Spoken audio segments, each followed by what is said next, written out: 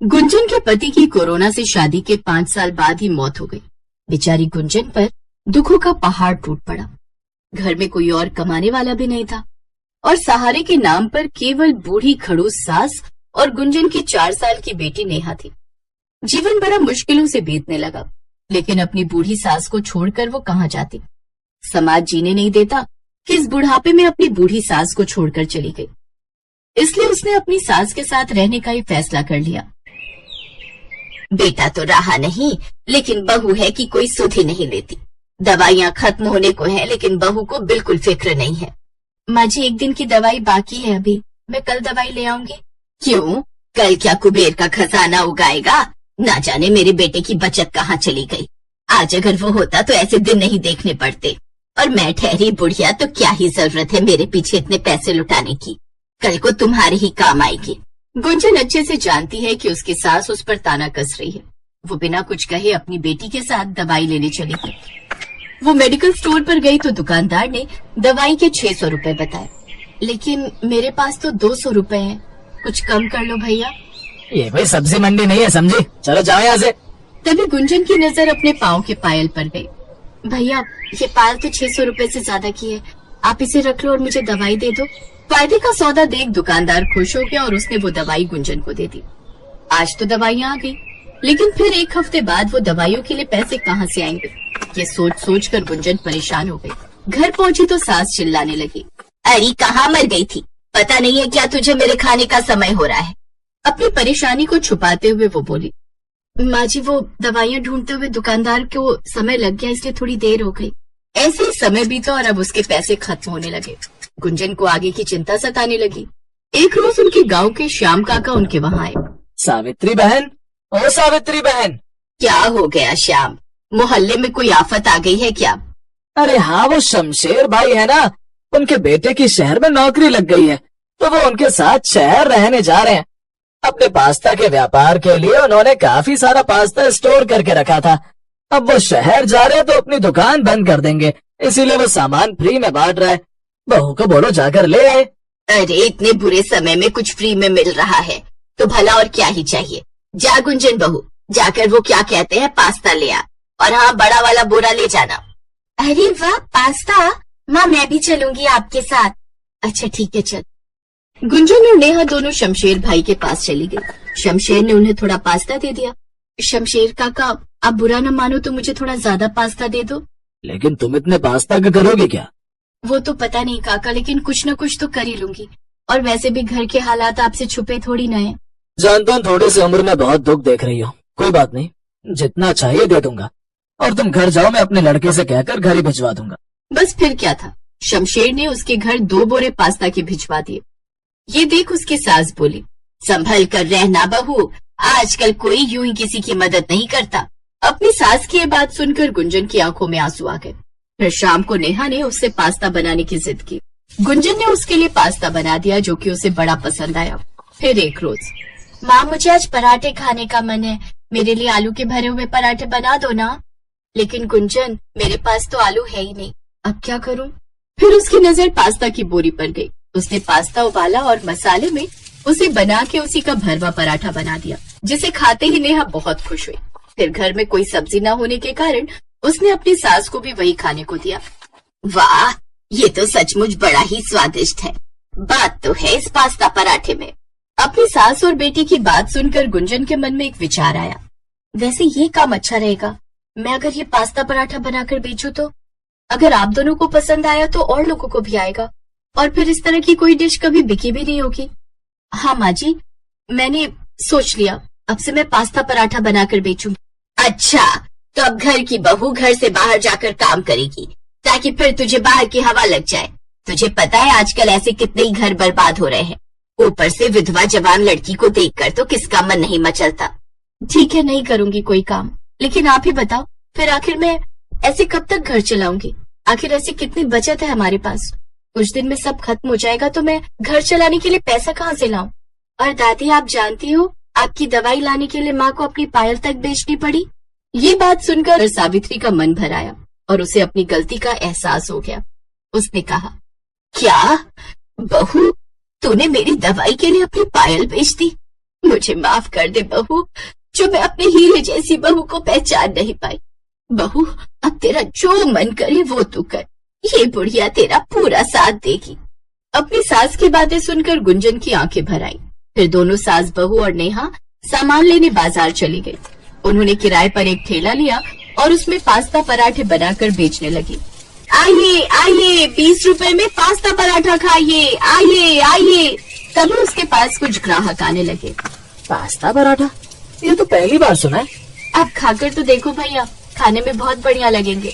ठीक है, 20 रुपए में क्या ही जाता है, लगा दो एक प्लेट। फिर क्या था, गुंजन ने जैसे ही उसे पास्ता पराठा खाने को दिया वो बहुत खुश हुआ। वाह, मजा ही आ गया। ऐसा करो, 4 प्लेट पैक कर दो।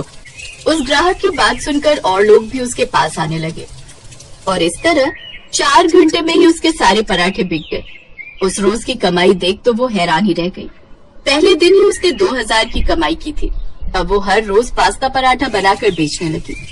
कुछ ही दिनों में उसका मुफ्त वाला पास्ता खत्म हो गया। तब वो बाजार से और पास्ता लाई और उसके पराठे बनाकर बेचने लगी। धीरे धीरे वो काफी मशहूर हो गई और कुछ समय बाद उसने खुद का एक ढाबा खोल लिया। अब उसके गरीबी के दिन खत्म हो गए और वो सब खुशी खुशी रहने लगे।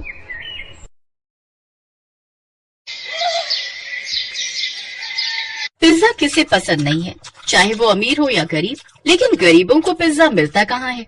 ऐसे ही विष्णु को पिज्जा खाने का बड़ा शौक था। उसने 18 साल की उम्र में पहली बार पिज्जा देखा था।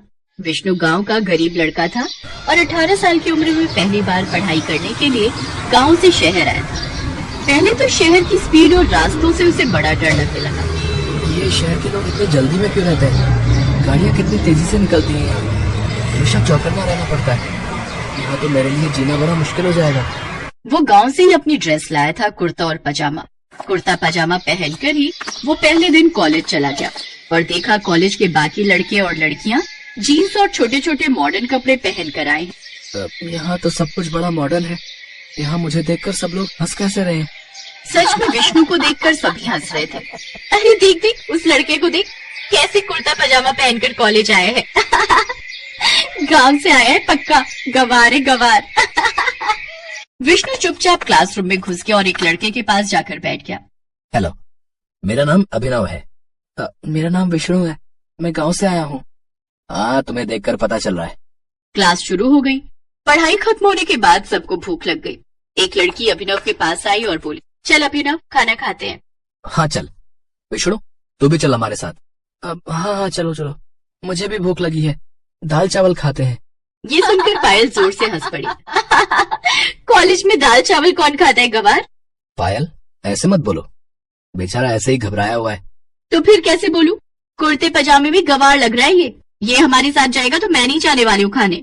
पायल, ऐसे किसी का मजाक उड़ाना अच्छी बात नहीं है। तू ज्यादा ज्ञान मत दे। तुझे शौक है तो तू इसके साथ खाने के लिए जा, मैं किसी और के साथ चली जाऊंगी। चाहने वालों की कमी नहीं है। तेवर दिखाकर पायल चली गई। अभिनव ने विष्णु से कहा, विष्णु, तुम बुरा मत मानना, शहर के लोग ऐसे ही होते हैं। नहीं नहीं, हम गांव से हैं, सुनना तो पड़ेगा ही। चलो खाना खाते हैं। चल, आज मैं तुझे एक अच्छी चीज खिलाऊंगा। अभिनव विष्णु को पिज्जा शॉप में ले गया। विष्णु ने कहा, अब जो भी खिलाना है खिलाओ, लेकिन अंडा, मछली और मांस मत खिला देना भैया, हम शुद्ध शाकाहारी हैं। चिंता मत कर भाई, यहाँ वेज भी मिलता है। भैया 2 पनीर पिज्जा देना। दुकानदार ने 2 पनीर पिज्जा दिया। विष्णु ने ऐसी चीज कभी देखी ही नहीं थी। अरे बाप रे, इतनी बड़ी गोल रोटी। हाँ मेरे भाई, इसे पिज्जा कहते हैं। पिज्जा? लेकिन हुआ तो वही ना, आटे की रोटी के ऊपर पनीर की सब्जी। हाँ बात तो सच है। जो भी है खाकर देख कैसा लगता है। विष्णु ने पहला बाइट लिया और ऐसा लगा कि वो स्वर्ग में पहुंच गया। अरे वाह भैया, ये पिज्जा तो बड़ा ही स्वादिष्ट है, मैंने पहले ये कभी नहीं खाया। खाएगा कैसे, गांव में ये सब मिलता क्या है। बात तो सही है मेरे भाई, शहर में ही मिलता है ये सब, इसीलिए तो लोग शहर को इतना पसंद करते हैं। गांव भी बुरा नहीं है, वैसे मेरा असली घर गांव में ही है, लेकिन मैं बचपन से शहर में ही रहता हूँ। पायल मेरी बेस्ट फ्रेंड है और इस कॉलेज की सबसे सुंदर लड़की भी है, इसीलिए उसे इतना घमंड है। जो भी हो, मैं तो अब से हर रोज पिज्जा ही खाने वाला हूँ। विष्णु को पिज्जा बहुत अच्छा लगा। वो और अभिनव बहुत अच्छे दोस्त बन गए। उसके बाद हर रोज कॉलेज के बाद वो दोनों पिज्जा खाने लगे। हर रोज तरह तरह के पिज्जा खाते खाते विष्णु पिज्जा का एक्सपर्ट बन गया। एक दिन कॉलेज के बाद अभिनव ने कहा, विष्णु चल पिज्जा खा के आते हैं। हाँ तो चल मेरे हॉस्टल में, मैं बना कर खिलाता हूँ। तूने बनाना भी सीख लिया? हाँ मेरे भाई, सब कुछ सीख लिया। समय के साथ साथ विष्णु शहरी तौर तरीके भी सीख रहा था। शहर के लोगों के जैसे बात भी करने लगा था। वो अभिनव को लेकर अपने हॉस्टल रूम में गया और आटा गूंथकर उसने पहले पिज्जा का बेस बनाया। उसके बाद उसके ऊपर टमाटर का पेस्ट लगाया। उसके ऊपर मशरूम, पनीर, कांदा और शिमला मिर्च डालकर कढ़ाई में बेक करने के लिए छोड़ दिया। 1 घंटे बाद पिज्जा बनकर तैयार हो गया। अभिनव ने विष्णु का बनाया हुआ पिज्जा खाया और वो हैरान रह गया। वाह मेरे भाई, तूने तो कमाल कर दिया। दुकान से भी अच्छा पिज्जा बनाया तूने। बचपन से ही माँ से खाना बनाना सीखा हूँ। कुछ तो काम आ रहा है अभी। भाई मेरे पास एक आइडिया है। ये सब पढ़ाई वढ़ाई मेरी बस की बात नहीं है। मुझे बिजनेस करना है। कल कॉलेज में कल्चरल फेस्टिवल है, वहाँ हम दोनों पिज्जे का स्टॉल लगाते हैं। मस्त कमाई होगी। हाँ हाँ चल चल, मुझे कोई एतराज नहीं है। अगले दिन दोनों ने कॉलेज में पिज्जा का स्टॉल लगा दिया और धड़ाधड़ पिज्जा बिकने लगा। तभी वहाँ पायल आई। अरे वाह अभिनव, तू भी इस देहाती के साथ रह के देहाती बन गया। गरीबों की तरह स्टॉल लगाए है। कोई भी काम छोटा नहीं होता पायल। पिज्जा बनाना कोई बड़ा काम भी नहीं है। पिज्जा बेचकर कितना ही कमा लोगे तुम दोनों। छोटे लोग, छोटी सोच। अब विष्णु ने जवाब दिया, अरे ओ मैडम, क्या छोटा छोटा लगा रखा है? अरे देखना, मैं दुनिया का सबसे बड़ा पिज्जा बनाऊंगा। दुनिया का सबसे बड़ा पिज्जा। अगर तुमने ये करके दिखाया तो मैं पूरे कॉलेज के सामने तुम्हारा पैर पकड़कर माफी मांग लूंगी। ठीक है, गांव का लड़का हूँ मैडम। हाँ, सरल हूँ लेकिन जिद्दी भी हूँ। अब देखो आगे आगे होता क्या है। हाँ। विष्णु और अभिनव रात को हॉस्टल आए। यार विष्णु, तूने चैलेंज तो कर दिया, लेकिन यहाँ दुनिया का सबसे बड़ा पिज्जा बनाएगा कैसे? यहाँ नहीं, अरे यहाँ लोगों का मन छोटा है यार। बड़ा काम करने के लिए हमें ऐसी जगह जाना होगा जहाँ लोगों का मन भी बड़ा हो। मेरा गांव। ये हुई ना बात। अगले दिन विष्णु अभिनव को लेकर अपने गांव चला गया और लोगों से सबसे बड़ा पिज्जा बनाने के बारे में कहा। गांव के लोग उसकी मदद करने के लिए एक ही बार में राजी हो गए और विष्णु ने काम शुरू कर दिया। गांव के लोग अपने अपने घर से आटे की बोरी लाने लगे, जिससे पिज्जा का बेस बना। लोगों ने अपनी अपनी गाय का दूध विष्णु को दिया, जिससे चीज बन गया। और सब्जियां तो गांव के खेतों में भरपूर थी। अभिनव ने अपने कॉन्टेक्ट से मीडिया वालों को बुला लिया था। मीडिया वाले गांव आकर दुनिया का सबसे बड़ा पिज्जा बनाने का काम देख रहे थे और टीवी पर लाइव टेलीकास्ट कर रहे थे। तो आप लोग देख रहे हैं एक गांव का सीधा साधा लड़का कैसे दुनिया का सबसे बड़ा पिज्जा बना रहा है। देखते रहिए हमारे साथ, ये पिज्जा बनकर तैयार होता है या नहीं।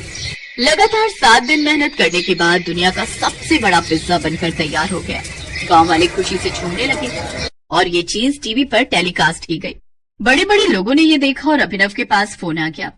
हेलो, तुम लोग अभी फेमस हो गए हो। तुम लोग हर गांव और शहर में हर मोड़ पर पिज्जा की दुकान खोल सकते हो। मैं इन्वेस्ट करने के लिए तैयार हूँ। अभिनव और विष्णु की खुशी आज सातवें आसमान पर थी। उन लोगों ने कुछ ही दिनों के अंदर हर गांव और शहर के हर कोने में पिज्जा की दुकान खोल दी। पैसे हो तो क्या कुछ नहीं हो सकता।